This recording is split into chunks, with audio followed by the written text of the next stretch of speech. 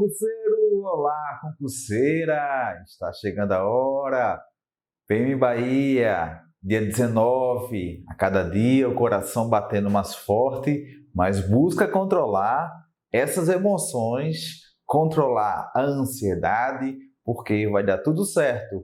E eu creio que Rota das 11 é mais um tijolo, tá? Que você está adicionando nesta construção chamada aprovação, em seguida convocação, formação, e você que vai vestir essa gloriosa farda da Polícia Militar da Bahia. O tema hoje é escravidão. Confesso que eu sou apaixonado por essa temática, até porque é meu tema de pesquisa, foi meu tema também na especialização, escravidão no período colonial. Depois eu vou trabalhar com vocês a escravidão no contexto do primeiro reinado, no período regencial, até porque iremos revisar Revolta dos Malês, por exemplo, então eu preciso trazer elementos importantes em relação à escravidão naquele contexto e, claro, abordar o processo da abolição da escravidão no Brasil. Pós-império, eu também vou trazer os ranços dessa escravidão, isso no contexto da República Velha, ok? Então, você deve baixar o material, o link está aqui na descrição. É bem rápido, bem simples, você fica acompanhando por essa ficha. Esse material que eu preparo, eu seleciono, só trazendo aqui o nosso segredo. Eu tenho um banco de questões de história do Brasil, mais de 4.000 questões. E eu confesso a vocês, antes de preparar esse material da rota, eu olho uma a uma, marco aquela que já usei e vou selecionando a dedo para trabalhar com vocês. Então, é bem importante você baixar esse material porque esse material é resultado já de uma escolha tática para você se dar muito bem na prova da PM Bahia. Bem, já conversei demais, vamos lá, Rota das 11, começar com a Rota 1. Como eu falei, é um tema favorito para a prova PM Bahia, prova no dia 19, tá? É possível trabalhar diversos aspectos da escravidão no período colonial e eu creio que o IBFC, os professores que elaboraram as questões para essa prova, se de repente houve a seleção do tema escravidão, então a perspectiva vai ser da resistência. Pegando o edital da PM Bahia, quando eu falo ali da igualdade racial e de gênero, que tem um capítulo, não é isso? Da Constituição da Bahia, abordando o negro, então já é um caminho, já é uma pista para saber como deve ser essa abordagem na prova de história. É trazer esse cenário, sim, de sofrimento, esse cenário marcado, sim, por torturas, por humilhações, racismo, preconceito, mas mostrando o lado da resistência. E a Revolta dos Malês já seria justamente uma síntese de tudo isso. Então, abordando esse tema através da Revolta dos Malês ou da própria Conjuração Baiana, já seria um bom encaminhamento, uma boa solução para não deixar ausente, não pode, uma prova PM Bahia, com toda essa identidade, esse sentimento de pertencimento, não pode deixar de abordar escravidão. Quando eu trabalho o tema escravidão no período colonial, eu não posso separar, eu não posso estudar de forma desprendida ou segmentar ou afastar do cenário da economia colonial. Isso mesmo, tá? Até porque quando eu falo economia colonial, na Rota das 11, eu comentei com vocês na Rota das 11 anterior, eu falei que essa economia ela é fundamentada nas atividades agrícolas, lembrada, produção açucareira, você tem também essas atividades agrícolas que alguns autores chamam de economia complementar, no caso eu falei drogas do sertão, mas essencialmente você tem a produção açucareira, que predomina como um elemento ou produto mais importante para atender os interesses dos portugueses até meados do século XVII, porque depois tem a crise e no século XVIII já tem a mineração. Então, quando eu falo dessa economia colonial, eu tenho que falar da mão de obra. A princípio, a mão de obra indígena, naqueles 30 primeiros anos, você tem a utilização da mão de obra indígena, e em seguida tem uma transição da mão de obra indígena, que se dava através do escambo, a troca de produtos pelaquela prestação de serviço. A Igreja Católica, quando chega ao Brasil em 1549, vem justamente desenvolver o trabalho da catequese, que é resultado da Contra-Reforma, que é justamente evangelizar, catequizar esses grupos locais, e a Igreja já se coloca contrária à escravização dos índios. Nesse cenário que você vai ter a chegada dos africanos. A chegada dos escravos, ou alguns autores preferem utilizar o termo escravizados, a chegada dos africanos ao Brasil atende uma situação de que eu preciso de mão de obra para essas atividades agrícolas, mas também domésticas, porque aí a escravidão, vamos tratar dela, né? Da escravidão, essa escravidão desenvolvida nesse cenário da produção açucareira, mas também tem escravidão nas Minas Gerais, tem aquele escravo urbano, aquele escravo rural, tem o escravo de ganho, tem aquele escravo boçal, ladino. Então, não podemos de forma alguma homogeneizar, mas ao tratar da inserção dos africanos nesse cenário colonial, eu vou lembrar justamente dessa transição da mão de obra indígena, que os portugueses chegaram a denominar esses indígenas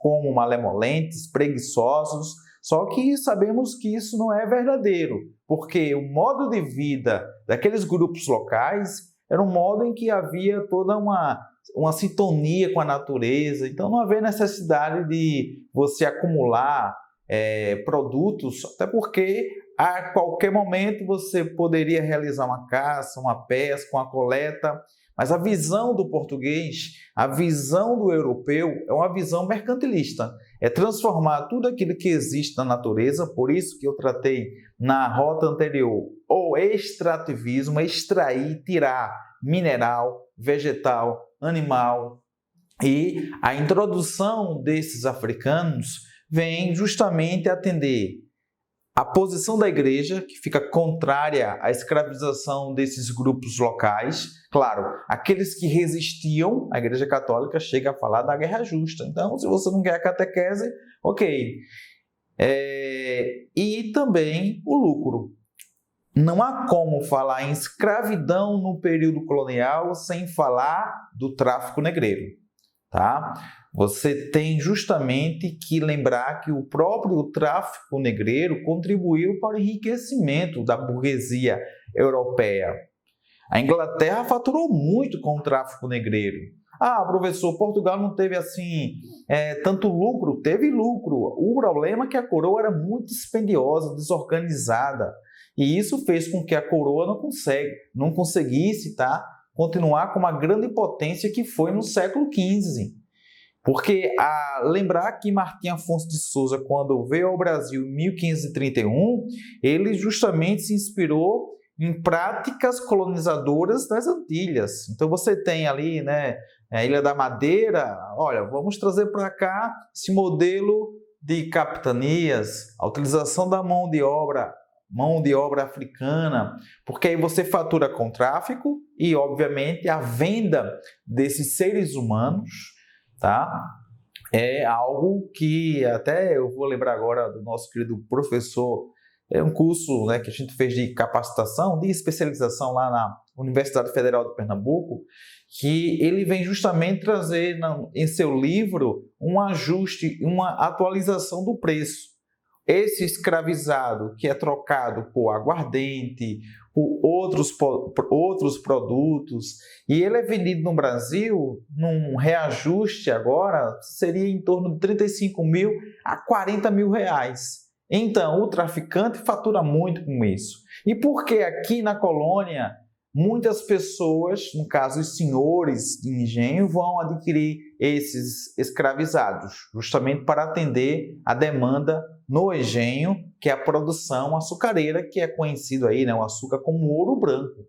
Então veja que não tem como abordar a escravidão sem inserir vocês nessa lógica mercantilista, nessa lógica burguesa, nesse cenário da economia colonial. Então eu posso adicionar, quando eu falo em economia colonial, produção açucareira, a extração do pau-brasil, que não gerou-se tanto lucro, mas abriu caminho para essa exploração, a mineração, drogas do sertão, e eu tenho que inserir o tráfico negreiro.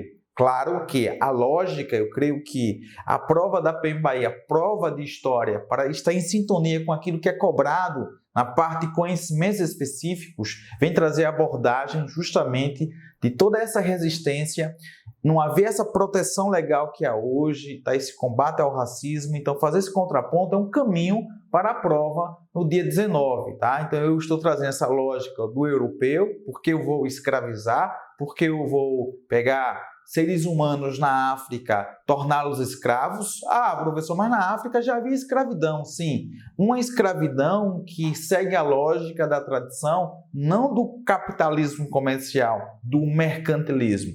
Eu creio que deu para entender, não é isso, concurseiro? É muita coisa. Eu estou aqui resumindo para justamente você perceber como essa prova ou essa questão a ser abordada na prova do dia 19, a banca pode trazer justamente essa perspectiva, beleza? Então, na rota 1, constituem-se características do período colonial no Nordeste canavieiro. Como eu falei, não há como abordar a escravidão sem trazer essa perspectiva da economia. Então, no Nordeste colonial, Nordeste canavieiro, no século XVI até meados do século XVII, você tem monocultura. Ah, professor, calma, mas até hoje podemos falar que no Nordeste existe essa monocultura, esse latifúndio, sim. Mas, digamos, o período, o auge dessa economia açucareira se dá justamente nesse intervalo. Tá? Pegando ali um recorte 1550 até 1660, por aí a gente pode trazer esse recorte. Tá?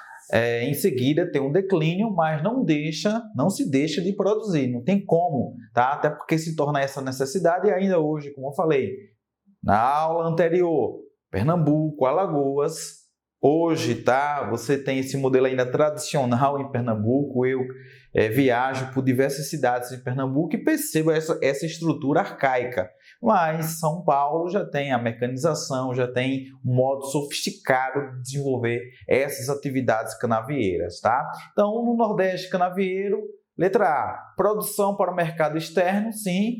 A lógica, né, da colônia metrópole e o minifúndio não latifúndio. Letra B, servidão por contrato, não, que é a escravidão. E qual seria a diferença da servidão por contrato e a escravidão? O escravo, pessoal, ele é tratado como um objeto, é tão tal que ele é chamado de peça. Já a servidão por contrato, a gente poderia aqui situar vocês no feudalismo, então ali há acordo firmado entre o senhor e aquele servo. Tá? Mas aqui o escravo, juridicamente falando, ele é um objeto que pertence a um dono. A letra C, monocultura, latifúndio e escravidão. Ok. Rota 1, letra C de casa. Vamos para a rota 2. A economia colonial brasileira constitui-se, letra A, pela ausência de atividades do tipo extrativo. Quem acompanhou a rota anterior viu extrativismo mineral, ouro, diamantes, vegetal, começando com o pau-brasil, em seguida exploração das drogas do sertão. Então, letra A, fora. Letra B, pela grande plantação. Vamos lembrar que esse termo é usado na história dos Estados Unidos, plantation. Só que você sabe, né? Vamos lá, copia e cola, aí traz o conceito de plantation, que vem a ser monocultura, latifúndio, produto voltado para exportação, atender justamente essa demanda externa, e você tem em seguida a escravidão. Pela grande plantação associada ao trabalho escravo, isso mesmo. Aí lembrando, a princípio, utilização da mão de obra indígena, o indígena se tornando aí escravizado e em seguida o africano. Ah, professor, mas há leis que vêm proibir o trabalho escravo ou a escravização dos indígenas? Sim, há leis, tá, que vêm proibir a escravização dos indígenas. Só que isso não impede, por exemplo, que os bandeirantes, que vão entrar em choque permanente aí com a igreja, que capturem, tá, indígenas e vendam, tá, esses indígenas. Então você tem justamente essa situação que a gente chama de bandeirismo de aprisionamento. Então tem também essa situação, de repente eu não posso adquirir um africano escravizado, eu posso aí, né, escravizar um indígena. A revolta de Beckman se dá justamente nesse contexto no Maranhão, ali no século XVII, tá, devido à escassez naquele cenário de escravos africanos. A letra C, pelo predomínio das atividades de subsistência, não. Havia atividades de subsistência, até mesmo dentro do engenho, porque aí não tem como falar da economia colonial, da produção açucareira, sem falar do complexo do engenho.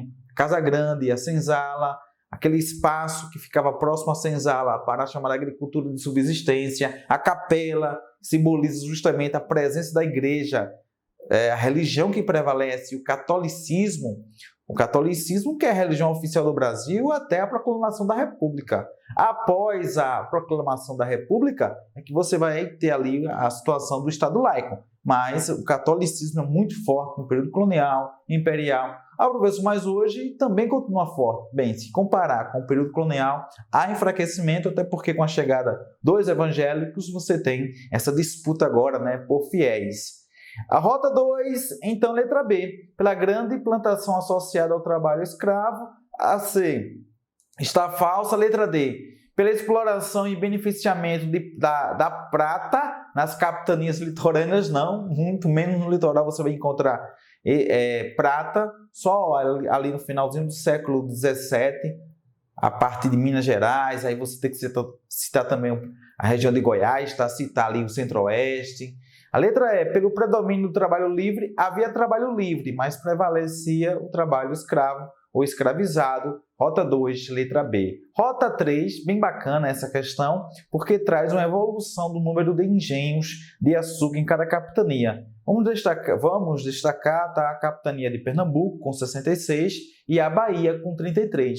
Bem interessante, porque é muito comum citar só Pernambuco, que se destaca na produção açucareira, mas a Bahia também é forte nessa produção ali, entre 1570 e 1583, e o gráfico traz até 1629 esse paralelo. Veja que Pernambuco começou em 1570 com 23 engenhos, a Bahia com 18.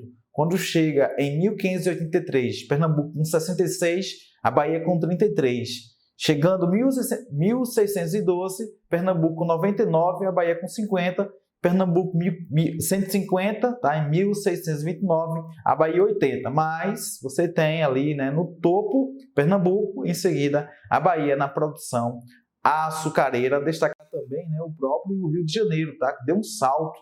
Você tem em 1583 3 engenhos, em seguida dispara ali para 60. Beleza? Então, a partir dessas informações sobre a evolução do número de engenhos açucareiros no Brasil, entre 1570 e 1629, é correto afirmar que a expulsão dos holandeses da Bahia, em 1625, provocou a retração da produção açucareira nessa capitania. Galera, questão muito bacana, bela associação, porque havia uma crescente. Se vocês perceberem, a Bahia dá um salto de 18 para 33, vai para 50 e em seguida fica ali em 80, mas não é um crescimento tão acelerado como Pernambuco. Então você tem assim justamente uma boa associação, tá? Entre Pernambuco, a Bahia e a questão da expulsão dos holandeses. Rota 3, tá? Rota 3, a letra A diz que a expulsão dos holandeses da Bahia provocou a retração de produção. Vamos lá, se você pegar o contingente, 18, 33, 50, 80, houve aumento, tá? Houve aumento. Claro que Pernambuco disparou ainda mais, mas aqui não há uma retração, só fazendo a releitura, tá? Vamos com calma, concurseiro. A expulsão dos holandeses, 1625, provocou retração. A gente pode sim fazer associação da economia açucareira com as invasões holandesas, porque quando a Espanha justamente vem parar, vem proibir essa relação colônia e a Holanda, então os holandeses vão criar a Companhia das Índias Ocidentais, e essa Companhia das Índias Ocidentais vem justamente ocupar a Bahia em 1624, 1625, a expulsão. Mas a letra A diz que houve retração, ou seja, parou, mas não parou.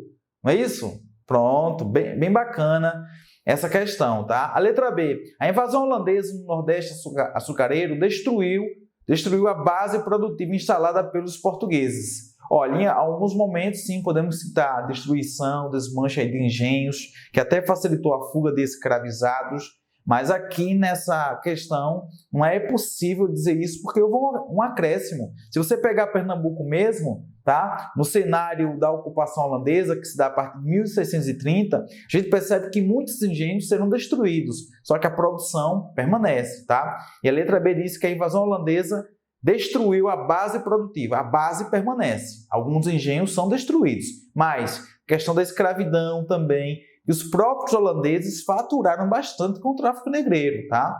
Letra C.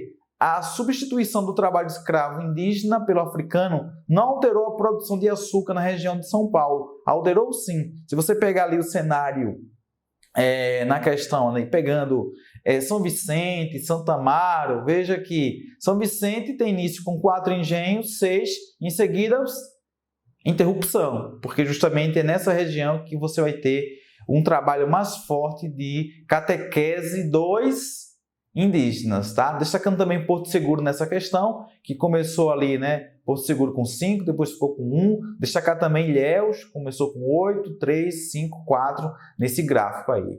A letra D, a expansão da área açucareira em Pernambuco de forma significativa, é isso que eu falei já na leitura do gráfico, tá? De 23 em 1570 para 150, de forma significativa durante o período da União Ibérica. Justamente a União Ibérica se dá entre 1580 e 1640. Talvez aqui o interesse do autor é justamente você lembrar que nesse intervalo, a coroa portuguesa agora não tem o rei, na verdade o Império Português está sob a tutela da Espanha e isso contribuiu, segundo aí a questão, para um aumento significativo de engenhos, tá? Questão muito boa, bem elaborada, rota 3, letra D de dado. Eu gosto muito de trabalhar com gráfico e associar essa questão com a questão das invasões holandesas de boa, tá? Então eu creio que não ficou dúvida, não é isso?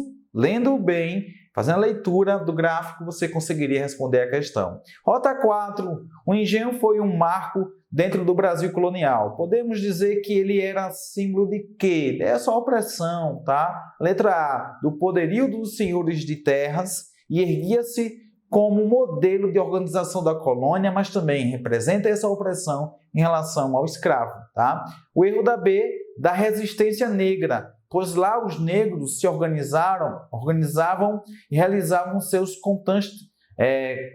constantes levantes contra os brancos. Lembrar que havia fugas, tá? E aí você tem fora do engenho a formação dos quilombos, não dentro. Claro que dentro poderia ter resistência através de quê?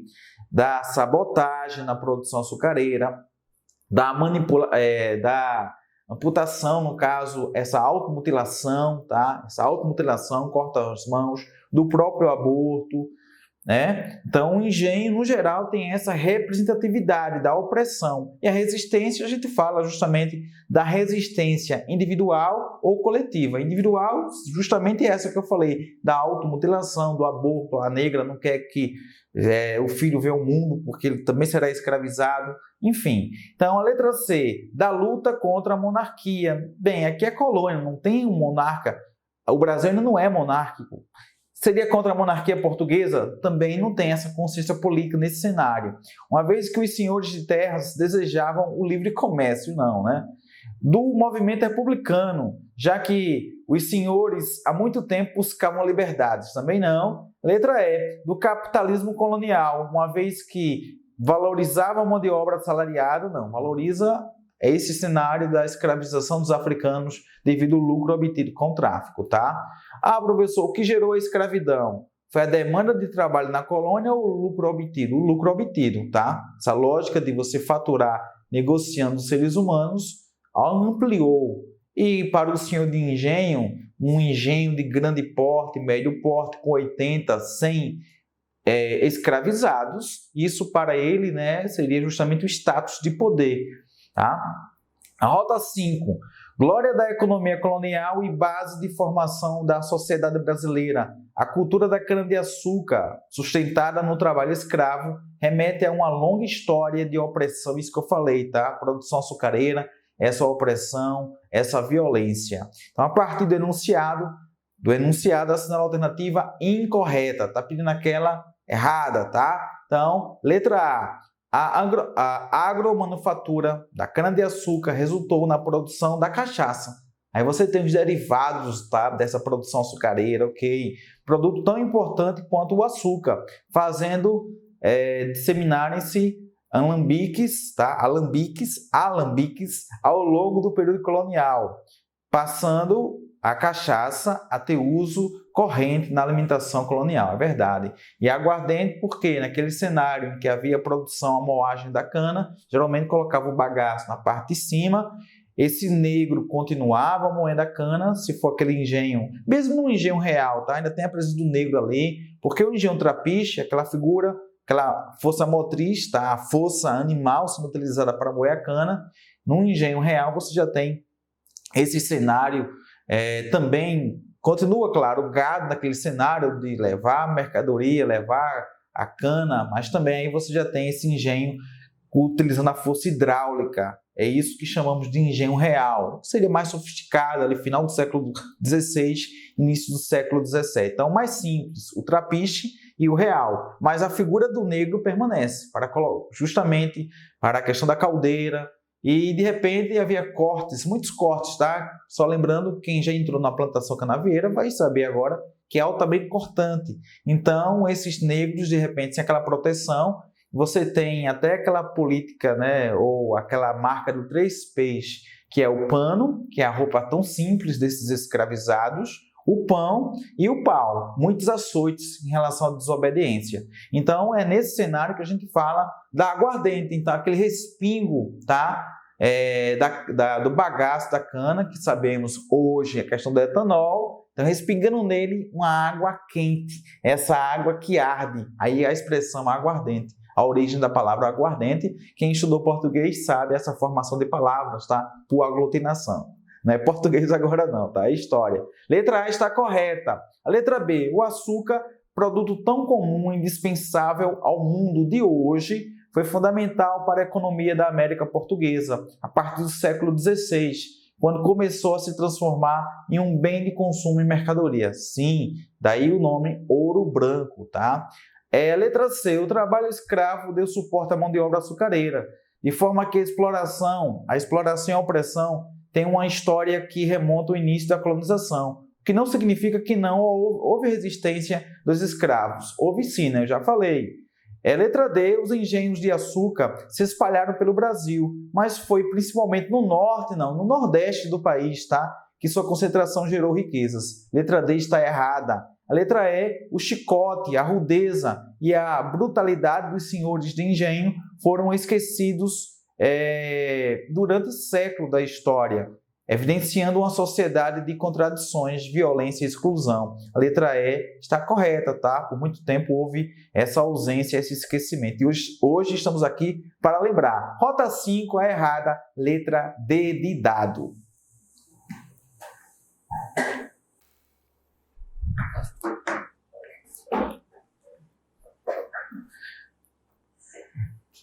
Vamos agora para a Rota 6. A forte e atual presença de usos e costumes dos iorubais na Bahia deve-se à Rota 6, a sua chegada no último ciclo do tráfico de escravos na região. Claro que quando eu falo esse tema, tá, abordo esse tema com vocês, iorubais, eu tenho que lembrar justamente dessa tradição, essa etnia que marcou. Quando você estuda, por exemplo, o Levante dos Malês, tá? A conjuração baiana, sempre é comum lembrar justamente dessas etnias. A rota 6, a letra A, está falsa. A letra correta é a letra E. A resistência cultural. Isso que eu falei para vocês, porque a conjuração baiana, ela está justamente relacionada a essa resistência, assim como o Levante dos Malês.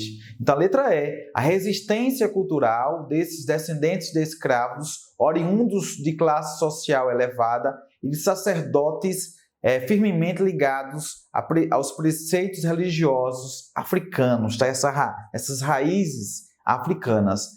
O erro da B é a vitória dos portugueses sobre os holandeses, não. Letra C, ao controle pelos portugueses da costa do Congo, também não. Letra D, a presença numerosa desse povo em Angola, onde era realizado o comércio, também não, tá? Então aí você tem só a letra E. Questão muito bacana lembrar da tradição iorubá, os costumes, tá? Dos iorubais. A rota 7, sobre as comunidades negras de africanos e afrodescendentes no Brasil durante o período colonial, estão corretas as afirmações abaixo, exceto uma. Então, a questão incorreta. Rota 7, a incorreta. Letra A. Na América Portuguesa, os africanos e seus descendentes não conseguiam construir laços de parentesco. Conseguiam. Lembrar da obra de Gilberto Freire, Casa Grande Senzala, que é uma obra sexualizada, que mostra que muitos senhores, né, tendo relações aí com africanas grávidas, então filhos, então já vem a ser laços de parentescos, e há muitas pesquisas abordando, tá, a formação das famílias desses escravizados. Claro que havia uma dificuldade também de formar família, até porque havia aquela preocupação, vou ter um filho, esse filho também vai ser escravizado, mas havia assim. Então a letra A está falsa, uma vez que na situação de cativeiro podiam ser vendidos para outro senhor, mas não impedia de ter justamente essas relações sexuais que o próprio Gilberto Freire coloca na sua obra Casa Grande Senzala. A letra B, na sociedade colonial havia diferenciação social no interior da própria comunidade negra. Sim, eu citei a questão do escravizado ladino, aquele que estava há um bom tempo aqui na colônia, e o boçal, que chegava recém-chegado, tá? Já havia essa distinção. Havia, até no meu livro eu coloco essa hierarquia entre os próprios escravos, uma vez que os africanos e afrodescendentes poderiam ser escravos, forros ou livres, sim.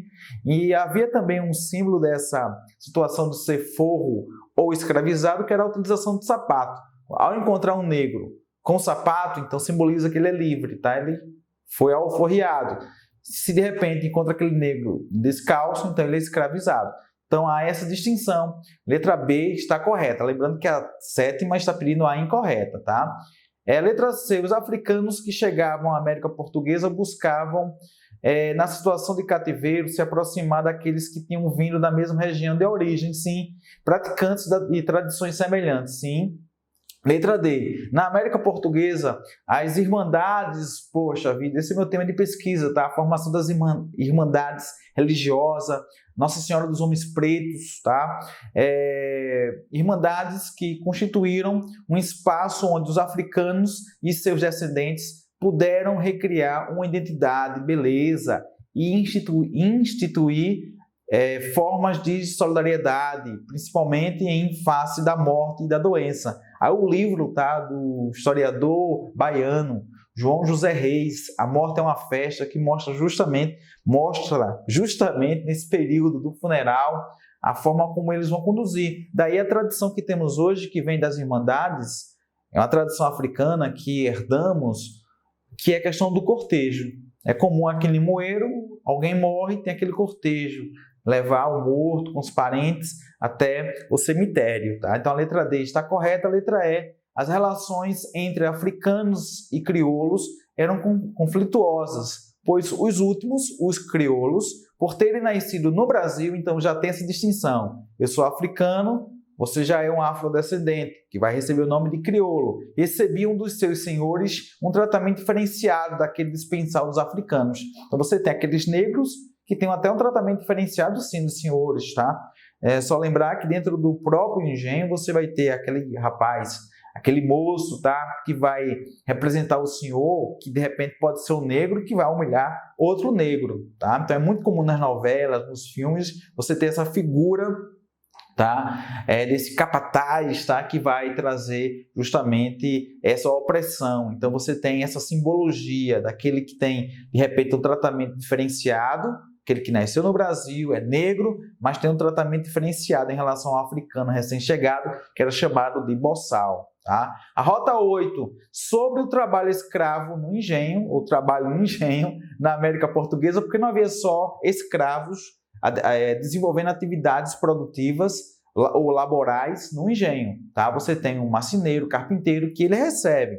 A letra A, não eram encontrados trabalhadores livres, eram sim encontrados. Tá? Então, a Rota 8, a letra A está falsa. A letra B, a escravização dos índios ou de índios não era admitida quando nativos eram aprisionados durante a Guerra Justa.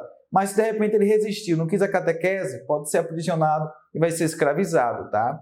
A rota 8, a letra C, tá? A letra correta. A princípio, a solução mais viável e barata aos olhos dos portugueses foi utilizar mão de obra indígena para a produção açucareira. Rota 8, letra C de casa. O erro da D, os escravos africanos que eram trazidos para o trabalho com a cana pertenciam ao mesmo grupo, não diversos grupos, tá? Bantos, malês, em diversas regiões da África. Letra E, os escravos que serviam a Casa Grande eram apenas os indígenas, não, os africanos. Rota 8, letra C. Rota 9, por aproximadamente 3 séculos, as relações de produção escravistas predominaram no Brasil, em especial nas áreas de plantation, aqui no Nordeste. Sobre este tema ou este sistema escravista, é correto afirmar que, letra A, impediu as negociações entre escravos e senhores, daí grande número de fugas. Havia negociações, pessoal. Eu peguei documentos em que os escravizados chegavam aos senhores de engenho, porque a gente também não pode ter essa visão cristalizada. Quando fala, nossa, senhor de engenho, Casa Grande, Senzala. Galera, havia pequenos engenhos com 12 trabalhadores, 10 trabalhadores, que o próprio senhor de engenho também ia... É como se, vamos lembrar daquele pequeno negócio, tá? Ou até médio negócio, que o próprio dono vai trabalhar. Então você tem também no engenho, esses pequenos engenhos principalmente, essa situação, tá?